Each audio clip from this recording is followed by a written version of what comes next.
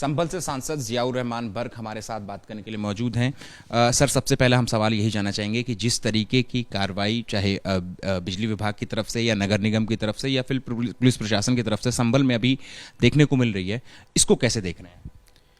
मैं तो ये कहूँगा ये सीधे सीधे संविधान का उल्लंघन है, और वो उल्लंघन इस वजह से है क्योंकि हमारे संविधान के अंदर आर्टिकल 15 से 30 तक साफ तौर पर यह है कि आप किसी प्रकार से धार्मिक जो आज़ादी है उसका हनन नहीं होगा। और यहाँ पर हमारी धार्मिक आज़ादी का हनन ये हो रहा है कि जो हमारे धार्मिक स्थल हैं उनको टारगेट करके, पहले तो हमारे लोगों को ही टारगेट समाज को किया जा रहा था, अब हमारे इस धार्मिक स्थलों को टारगेट कर करके जिस प्रकार से गलत एक र्यूमर फैला रहे हैं और गलत कार्रवाई कर रहे हैं, हम इसकी मुखालफत करते हैं और ये गलत है, नहीं होना चाहिए, जिससे कि हमारे प्रदेश और देश की छवि सही होनी चाहिए और हमारा देश तरक्की कर सके। लेकिन इस तरह से अगर होगा तो यकीनन ये देश की विकास में रोड़ा अटकाने का काम ये लोग कर रहे हैं, जो कि गलत है। हम देश के हमदर्द हैं और हम चाहते हैं देश की तरक्की के लिए सब समाज को साथ लेकर के चलना चाहिए। आज जो कार्रवाई हुई, आज बाकायदा आपके घर तक ये कार्रवाई पहुंची, बिजली विभाग की टीम आपके घर पर पहुंची और वहां पर जो आपका पुराना मीटर था उसको हटा करके वहां पर नया स्मार्ट मीटर जो है वो लगाया गया। इसमें कौन सी बड़ी बात है, वो गए हैं, रूटीन का हिस्सा है, उन्होंने चेंज किया, जो मीटर अब हटा करके वो कर दिया, इसमें कौन सी बड़ी बात है? किसने हमारे घर में किसी ने विरोध किया हो तो बताइए।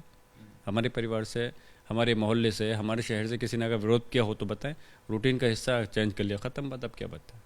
और इसमें यहाँ तक कह दिया कि कटिया से बिजली चुराने का भी आरोप है और नवंबर महीने की जो बिजली की बिल है वो ज़ीरो है।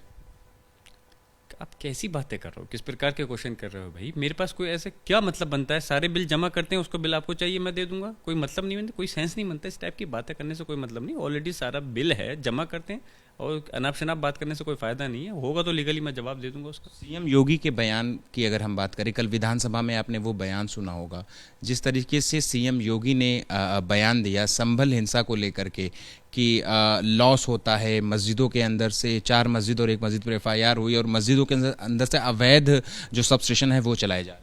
अफसोस है कि सरकार पहले भी और रही हैं, समाजवादी की रही, बीएसपी की, कांग्रेस, बीजेपी की, सबकी रही है, लेकिन इस प्रकार से जो धार्मिक स्थल को टारगेट करने का काम किया जा रहा है, हमारी मस्जिद मदरसे को, बहुत उसके कड़े शब्दों के अंदर मैं निंदा करता हूँ।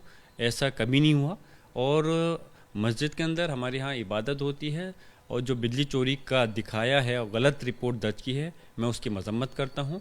और एक प्रकार से मैं कहूँगा कि हमारे समाज और धार्मिक स्थल को टारगेट कर करके उनको गलत अपमानित किया जा रहा है और एक गलत संदेश देने का प्रयास किया जा रहा है। ये एक साजिश का हिस्सा है और इस प्रकार की जो झूठी बातें हैं, मैं समझता हूँ ज़्यादा लंबी नहीं चल पाएंगी। इंशाल्लाह जल्दी इसका सच सामने आएगा कि किस प्रकार से गलत रिपोर्टें दर्ज की गई है। एक आखिरी सवाल है मेरा कि सीएम योगी ने जो आपके दादा हैं उनको लेकर के भी कई सारे बयान दिए हैं कि शफीकुर रहमान बर्क ने कभी अपने आप को जो है वो भारत का नागरिक नहीं माना, और इसके अलावा ये भी कल विधानसभा में कहा था कि जो हिंदू के त्यौहार होते हैं उसी में खलल डाला जाता है, मुस्लिम के त्यौहार में तो खलल नहीं डाला जाता। कल को तो वो ये भी कह सकते हैं कि इस मुल्क को आज़ाद कराने में मुसलमानों का रोल नहीं था, उन्होंने कुर्बानी नहीं दी। तो कहने में और होने में बहुत बड़ा फ़र्क होता है। और जिस प्रकार से इस देश में, प्रदेश और देश को धर्म के नाम पर बांटने का काम किया जा रहा है, मैं उसकी कड़े शब्दों के अंदर मजम्मत करता हूँ कि देश की तरक्की के लिए मेरे दादा मोहतरम बर्क साहब कहते थे कि अगर आपको मुल्क की तरक्की करनी है, जिस तरह से बॉडी का अगर एक हिस्सा पैरालिसिस हो जाए तो वो मुकम्मल हेल्थी बॉडी नहीं कहलाएगी, इंसान नहीं कहलाएगा।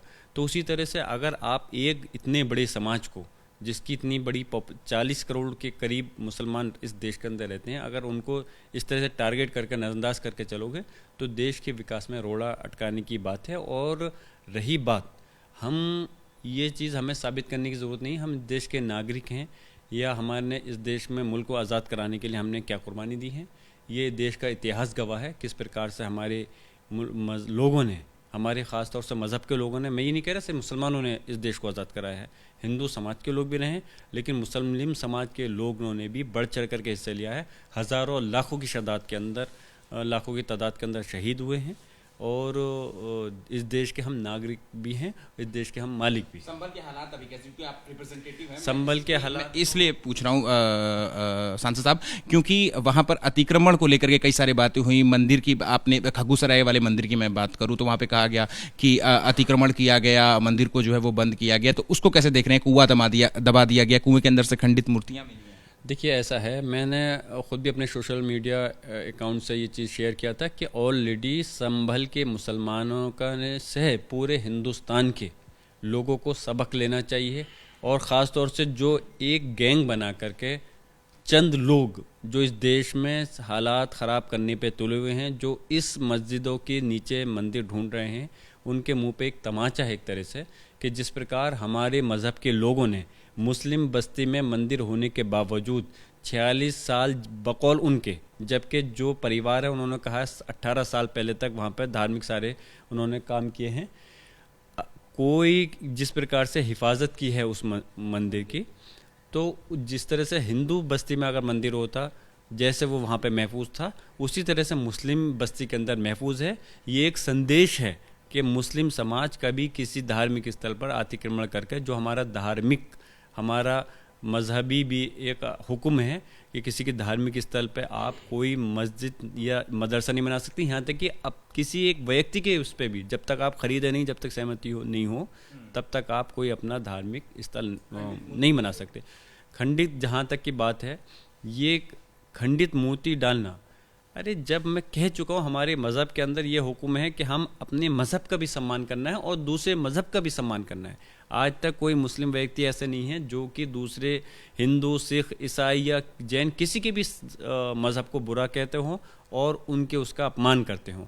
लेकिन हमारा ये अलग है कि हम अपने मज़हब की तबलीग कर सकते हैं, हम अच्छाई बता सकते हैं कि हमारा मज़हब क्या है और इसके अंदर क्या अच्छा है, लेकिन दूसरे का अपमान करने का कोई हमारी शरीयत के अंदर पूरी तरह से गलत है। हमारा संविधान जो कि इस आज़ादी के बाद में लागू हुआ है, बना है, उसमें तो गलत है ही, लेकिन कई सौ साल पहले से हमारे इस मज़हब के अंदर भी हुक्म है कि आप अपने मज़हब का सम्मान करोगे और दूसरे मज़हब का अपमान नहीं करने का हुक्म है। तो इस प्रकार से जो बदनाम करने की एक साजिश है, सिर्फ संभल नहीं, संभल ही नहीं, संभल के आड़ में पूरे प्रदेश और देश के मुसलमानों को बदनाम करने की साजिश है, वो उसका एक हिस्सा है और गलत है। मुसलमान कभी किसी मज़हब के ख़िलाफ़ ना था, ना है और ना ही हो सकता है, किसी डर की वजह से नहीं, अपने मज़हब इस्लाम के हुक्म की वजह से। साजिश किसकी है? आप देख रहे हो कि जो लोग साजिश का हिस्सा हैं वो लोग बदनाम करना चाहते हैं और इंशाल्लाह जल्दी वो लोग उजागर होंगे, जो उनके चेहरे पर जो पर्दा है जल्दी सामने आएगा, जो लोग इस चीज़ को साजिश का हिस्सा हैं। ठीक है, तो देखिए ये हैं संभल के सांसद, जिनका कहना है कि कुछ लोगों की साजिश के तहत ये जो नैरेटिव है वो बनाया जा रहा है और जल्द ही उनके नाम से और उनके चेहरे से पर्दे भी हटेंगे।